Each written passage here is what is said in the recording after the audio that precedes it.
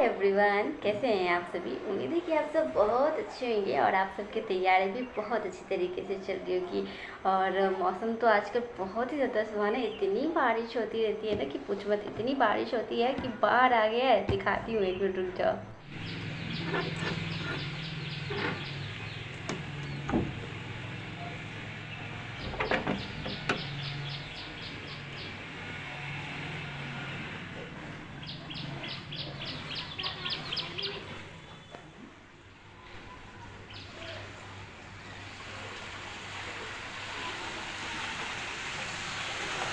तो बताना कमेंट करके कि आप लोगों के इधर का क्या हाल है। इतनी बारिश हो रही है, बार बार सब आ चुका है या फिर अभी भगवान ने रहम रखा है।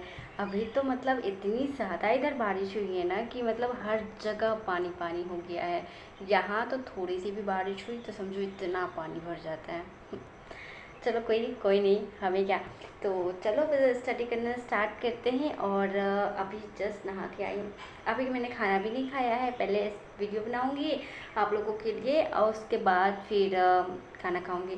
तो हमने अभी तक 3 चैप्टर पढ़ लिया, राइट। कौन कौन से? एक तो हिस्ट्री ऑफ बैंक। हाँ, मैं बोलूँगी कि अगर आप पहली बार देख रहे हैं, अच्छा जो पहली बार देख रहे हैं उन्हें भी थोड़ा सा इंट्रोड्यूस कर देती हूँ मैं अपने बारे में। हाय गाइस, मैं हूँ अनामिका एंड मैं आप लोगों के साथ अपनी पीडब्ल्यू के नोट्स शेयर करती हूँ। तो अगर आप जीए के लेके बहुत ज़्यादा कंफ्यूज रहते हैं कि कैसे पढ़े, कहाँ से पढ़े, तो आप बेफिक्र हो जाइए, आप यहाँ से पढ़ सकते हैं। क्योंकि मैं जीए की नोट्स आपके साथ शेयर करती हूँ। मैं जो पीडब्ल्यू में पढ़ती हूँ वही नोट्स आपके साथ में शेयर करती हूँ। तो डिटेल में बताने की हर चीज़ कोशिश करती हूँ। 100% अपना हमेशा 100% नहीं 200% देती हूँ। तो आप भी हमें ज्वाइन कर सकते हैं, ठीक है। तो चलो अब पढ़ते हैं। अभी तक हमने 3 चैप्टर पढ़ लिया है। कौन कौन सा? History of bank, basis of bank and कौन था तीसरा नंबर? Functions of bank. देखो तुम लोगों को याद नहीं रहता है ना। अभी तक तो तुम लोग कमेंट कर देते फटाफट कि कौन सा बैंक था। चलो, तो 3 चैप्टर हमने पढ़ लिए एंड मैं बोलूँगी कि आज का जो हम चैप्टर स्टार्ट करने वाले हैं ना वो है आरबीआई। तो आरबीआई का हाफ पार्ट जो है ना वो हमने हिस्ट्री ऑफ बैंक में ही पढ़ लिया है, ठीक है। तो वही चीज़ मैं यहाँ पे आपको बार बार रिपीट करके आपको बोर नहीं करूँगी या फिर वीडियो को बहुत ज़्यादा लंबा नहीं बनाऊँगी। वीडियो बहुत ज़्यादा लंबा भी बन जाता है तो आप लोग देखते नहीं हो, एक तो हल्ला करते रहते हो कि वीडियो कब आएगी, वीडियो कब आएगी। और दूसरी बात तो आप लोग शेयर नहीं करते, तो आपको पिटाई करूँगी। शेयर किया करो, ठीक है। तो आज हम पढ़ेंगे आरबीआई। तो आरबीआई से रिलेटेड कुछ हमने बातें डिस्कस कर ली थी हिस्ट्री ऑफ बैंक में। तो अगर आपने उसे नहीं देखा है तो प्लीज़ जाकर देख लो। इसलिए बोलती रहती हूँ कि सारे चैप्टर जो है वो सीक्वेंस में पढ़ा करो तो सब कुछ याद रहेगा, ठीक है। चलो स्टार्ट करते हैं। हमारा नेक्स्ट चैप्टर जो कि है आरबीआई, ठीक है। तो इसे पढ़ना स्टार्ट करते हैं। और यहाँ पे मैंने डायरेक्ट यहीं से लिखना स्टार्ट किया है कि आरबीआई के फर्स्ट गवर्नर कौन है। और जैसे कि थोड़ी देर पहले मैंने बताया कि इसकी जो इस्टेब्लिश्ड कहाँ हुई, बॉडी क्या थी, इनिशियल कैपिटल क्या था, हेडक्वार्टर कहाँ था, एक्ट कब बना, इस्टेब्लिश कब, तो ये सारी चीज़ें हम डिस्कस कर चुके हैं उस चैप्टर में। तो प्लीज़ आप उसे जाके पहले ज़रूर देखिए। चलिए यहाँ पे हम बात करते हैं आरबीआई की। तो आरबीआई का फर्स्ट गवर्नर कौन था ये हम अभी पढ़ेंगे। तो आरबीआई का जो फर्स्ट गवर्नर था ना वो था सर ऑसबॉर्न स्मिथ, ठीक है। इन्होंने जो काम किया वो 1935 से लेकर 1937 के बीच में इतना तक काम किया, ठीक है। फिर सेकंड गवर्नर आए जो कि थे जेम्स टेलर, और इन्होंने काम किया 1937 से लेकर 1943 तक। नाम कैसा है, टेलर है। और थर्ड गवर्नर जो थे इसे हम कह सकते हैं कि फर्स्ट इंडियन गवर्नर थे, ठीक है। आपसे ये बहुत ज़्यादा पूछेगा, ये भी पूछता है, लेकिन ये दोनों ज़्यादा हाईलाइटेड में रहते हैं कि आरबीआई का फर्स्ट गवर्नर कौन है, तो सर ऑसबॉर्न स्मिथ। आरबीआई का फर्स्ट इंडियन गवर्नर कौन है, तो सी डी देशमुख। याद नहीं रहेगा तो ऐसे सोच लेना कि रितेश देशमुख जो कि एक्टर है तो उसके दादा या परदादा रहे होंगे ये, तो ऐसे सोच लेना, ठीक है। तो C D Deshmukh and C D Deshmukh का जो कार्यकाल की अवधि थी वो 1943 से लेके 1949 तक, ठीक है। अभी थोड़ी सी आपको साउंड की भी दिक्कत आ रही होगी, एक ही बार झरझराहट वाली साउंड आती होगी, तो पानी की वजह से यार ऐसा हो रहा है। सब पानी में हिल के जा रहे हैं ना गाड़ी घोड़े से, इसलिए, ठीक है। देखो यहाँ पे मैंने क्या लिखा है कि आरबीआई पे गवर्नमेंट कंट्रोल नहीं करती, आरबीआई जो है वो इंडिपेंडेंट है, ठीक है, ये बात सबको पता है। एंड आरबीआई एंड एसबीआई भी इंडिपेंडेंट है, बट दोनों में पैसा जो है वो गवर्नमेंट ही लगाती है, ठीक है, ये बात आपको पता होगी। और नहीं भी पता है तो मैं आपको अच्छे से डिटेल से अभी बताती हूँ। अभी मैंने साफ साफ कहा है कि आरबीआई एंड एसबीआई दोनों जो है वो इंडिपेंडेंट बॉडी है, ठीक है। इंडिपेंडेंट बॉडी होने के बावजूद, इंडिपेंडेंट बॉडी क्या होता है, यही कि वो किसी पे डिपेंडेंट ना हो, उसकी खुद की एक्ट हो, वो खुद की अपनी नियम कानून बनाता हो, राइट, तभी तो वो इंडिपेंडेंट कहलाए। आप दूसरी, अगर आप उनके वेबसाइट पे भी जाएंगे ना, आप उनकी वेबसाइट पे विजिट करेंगे तो आप कहीं भी लिखा आपको नहीं दिखेगा कि वो गवर्नमेंट के अंदर काम करते, ठीक है, वो इंडिपेंडेंट है, ठीक है। इसलिए एसबीआई की जो वैकेंसी भी आती है ना, वो आईबीपीएस के थ्रू नहीं आती है, उनकी खुद की रिक्रूटमेंट रहती है, ठीक है।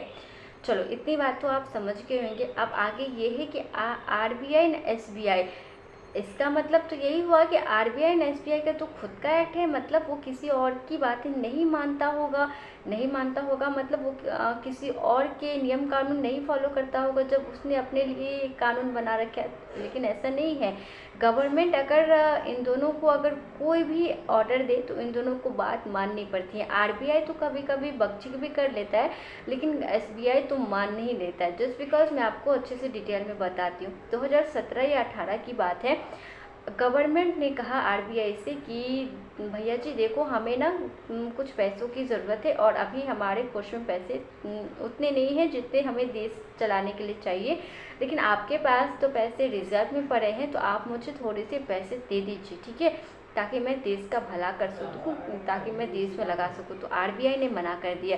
जब आरबीआई ने मना कर दिया तो गवर्नमेंट को आ गया गुस्सा। उन्होंने कहा कि देखो, जिस एक्ट को लेके तुम कूद रहे हो ना, वही एक्ट मैं बदल भी सकता हूँ, जस्ट बिकॉज कि तुम्हारे ही एक्ट में सेक्शन 7 में लिखा है कि सरकार जब चाहे आरबीआई की नई कानून बना सकती है। मतलब जिस कानून पे तुम कूद रहे हो वो कानून हम कभी भी बदल सकते हैं, इसलिए चुपचाप से पैसे दे दो। तो उस वक्त जो आरबीआई के गवर्नर थे ना, वो थे उर्जित पटेल, तो उन्हें शायद ये बात गवारा नहीं हुई। आरबीआई एंड गवर्नमेंट का हमेशा बकझक चलता ही रहता है। आप बहुत सारे न्यूज़पेपर ये सब पढ़ते होंगे तो उसमें देखते ही होंगे, बहुत ज़्यादा पानी का शोर आ रहा है तो आप देखते ही होंगे। तो उस वक्त जो गवर्नर थे ना आरबीआई का, उस वक्त गवर्नर थे उर्जित पटेल, तो उन्हें ये बात गवारा नहीं हुआ। उन्हें मंजूर नहीं था कि वो गवर्नमेंट की बातें माने, तो उन्होंने इस्तीफ़ा दे दिया। इस्तीफ़ा देने के बाद जो गवर्नर बने वो थे शक्तिकांत दास। शक्तिकांत दास जो थे वो गवर्नमेंट के ही आदमी थे, तो उन्होंने तो चुपचाप उन्हें पैसे दे दिए। देखो गवर्नमेंट ना अपने ज़्यादातर आदमी आरबीआई में रखती है ताकि इस तरीके से बकझक वाली बात ना हो, हम जो ऑर्डर दे वो चुपचाप वो आरबीआई वाले मान लें। तो ज़्यादातर आप लोग देखेंगे ना तो सरकार के ही बंदे सब बैठे रहते हैं उसमें। तो इसीलिए RBI and SBI independent body होने के बावजूद भी गवर्नमेंट की उन्हें बात माननी पड़ती है। जैसे कि मैंने कहा कि वो कानून कभी भी बदल सकते हैं, इसी डर से एसबीआई भी हमेशा उनकी बातें मानता है, आरबीआई भी हमेशा उनकी बातें मानता है। ठीक, चलो अब आगे पढ़ेंगे board of member of RBI, ठीक है। तो board of member of RBI में कितने पर्सन होते हैं, कितने मेंबर होते हैं, तो आपको बताएं कि 21 मेंबर होते हैं। तो कौन कौन से मेंबर होते हैं आपको ये भी अच्छी तरीके से जान लीजिए, क्योंकि ये एग्ज़ाम के लिए भी इम्पोर्टेंट है। एक तो होते हैं जो कि आरबीआई के गवर्नर होते हैं, अभी तो फिलहाल शक्तिकांत दास जी, तो उन्हें यहाँ पर बैठा दो। 4 जो होते हैं वो डिप्टी गवर्नर होते हैं, ठीक है। 2 होते हैं फाइनेंस मिनिस्ट्री, ठीक है। 10 मेंबर अपॉइंटमेंट बाय गवर्नमेंट, ये वो लोग होते हैं जो कि बहुत बड़े बड़े बिजनेसमैन होते हैं, जैसे अंबानी हो गए, टाटा बिरला, ये सब वगैरह, ठीक है। 4 जो होते हैं वो डायरेक्टर ऑफ लोकल बोर्ड होते हैं, इसके बारे में भी बताऊंगी। शक्तिकांत दास जो है वो 25वें गवर्नर है, तो ये भी पूछ सकता है, इस बात का भी आपको ध्यान रखना है कि शक्तिकांत दास कौन से नंबर पे हैं, तो 25 पे हैं, ठीक है। और यहाँ पे भी आप देखो कि आरबीआई के गवर्नर के पीरियड 3 साल होते हैं। तो कितने साल के लिए आरबीआई का गवर्नर अपॉइंटमेंट होता है? तो 3 साल के लिए होता है, ठीक है। लेकिन हम देख रहे हैं कि शक्तिकांत दास जी जो है वो बहुत दिनों से, जस्ट बिकॉज कि 3 साल उनके पूरे हो जाने के बाद गवर्नमेंट ने उन्हें एक्सटेंशन दे दिया है। मतलब उन्हें कहा है कि आपने बहुत अच्छा काम किया, आप 3 साल और काम कीजिए, अगर फिर से बहुत अच्छा काम करेंगे तो 3 साल और बढ़ा देंगे, ठीक है। ऐसे करते करते, ठीक है। देखो हम तो अभी हमने पढ़ा कि गवर्नमेंट होते हैं। अब देखते हैं डिप्टी गवर्नर। तो 4 डिप्टी गवर्नर होते हैं। तो कौन कौन से हैं अभी डिप्टी गवर्नर है? तो रविशंकर हैं, महेश कुमार जैन, मिकल पात्रा एंड राजेश्वर राव, ठीक है। ये करेंट, लेकिन टाइम टू टाइम फिर चेंज भी तो होते रहेंगे। तो करेंट अफेयर आप अपडेटेड रहोगे तो आपको पता चल जाएगा कि किसने अभी अपनी पद खाली की है, उसकी जगह पे कौन आया है, ठीक है। फिर 2 होते हैं फाइनेंस मिनिस्ट्री। तो अभी कौन कौन है? अजय सेठ हैं जो कि इकोनॉमिक अफेयर सेक्रेटरी में है, एंड विवेक जोशी है जो कि सेक्रेटरी मिनिस्टर ऑफ फाइनेंस में है, ठीक है। और अब बात कर लेते हैं डायरेक्टर ऑफ लोकल बोर्ड की। यहाँ पे मैंने क्या लिखा है कि ये महानगर के एम्प्लॉय होते हैं। अब महानगर कौन कौन से होते हैं? तो महानगर तो होते हैं मुंबई, चेन्नई, दिल्ली, कोलकाता। अब महानगरों में ने आरबीआई ने अपना जोनल ऑफिस खोल रखा है, और इसी जोनल ऑफिस से वो पूरे इंडिया पे अपना ध्यान रखते हैं, ठीक है। पूरे इंडिया पे अपना कॉल करते रहते हैं। तो इसी जोनल ऑफिस को ना लोकल बोर्ड भी कहा जाता है। तो ये जो लोकल बोर्ड के जो मतलब बहुत ही हायर लेवल के ऑफिसर जो होते हैं ना, जो सबसे बड़े ऑफिसर होते हैं, उन्हें ही डायरेक्टर ऑफ लोकल बोर्ड कहा जाता है। तो 1 2 3 4 कितने लोकल बोर्ड हैं? तो मतलब कितने महानगर हैं? तो 4 महानगर है, तो 4 लोकल बोर्ड कहलाए, ठीक है। बात समझ में आ गई? तो आज यहीं तक रखते हैं। आई जस्ट होप कि आपको आरबीआई का ये टॉपिक समझ में आया होगा। छोटे छोटे पार्ट्स में मैं आपको देती रहती हूँ वीडियो, ताकि आप इसे अच्छी तरीके से एंजॉय भी कर सकें, बोर भी ना हो। जीओ जो है वो थोड़ी सी बोरिंग सी सब्जेक्ट है यार, लेकिन मैं फिर भी आप लोगों के साथ इंटरेस्टिंग वे में शेयर करती रहती हूँ। कोशिश यही रहती है कि आप लोगों को ज़्यादा से ज़्यादा अच्छी तरीके से मैं बता पाऊँ। एंड बस मैं दोस्त के नाते ये सारी चीज़ें आपके साथ डिस्कस करती रहती हूँ, एंड आप सब भी मेरा काफ़ी सपोर्ट करते हैं। So thank you so much. आज की वीडियो पे भी एक प्यारी सी सारे के सारे लोग कमेंट कर देना, जितने भी लोग देखना, ठीक है। और एक लाइक सब दे देना, ठीक है। लाइक से कुछ होता नहीं है, बस मुझे एक बहुत अच्छी मोटिवेशन मिल जाती है। लगता है कि हाँ यार, जो काम मैं कर रही हूँ ना वो सबको पसंद आ रहा है। तो ये चीज़ें बहुत अच्छी होती है आगे काम करने के लिए। आपको कुछ ना कुछ मोटिवेशन मिलते रहना चाहिए, तभी आप लाइफ में कुछ ना कुछ आगे कुछ ना कुछ बेहतर कर पाते हैं। तो बस आपकी यही लाइक, कमेंट, शेयर वगैरह सब, सब्सक्राइब वगैरह से सब मुझे मोटिवेट ही करते हैं। मैं आपको सब्सक्राइबर्स नहीं कहती, मैं आपको फ्रेंड्स कहती हूँ। आपको पता है ना, आप सब मेरे फ्रेंड्स हो, आप सब मेरे सब्सक्राइबर नहीं, आप सब मेरे फ्रेंड्स हो। जितने भी लोग सब्सक्राइब करते जाते हो ना, सब मेरे फ्रेंड लिस्ट में ऐड होते जाते हो। So thank you so much. And आज की वीडियो पे भी आप सब में एक प्यारी सी कमेंट कर देना, ठीक है। और अब मैं चाहती हूँ खाना खाने के लिए, बहुत जोर से भूख लगा है।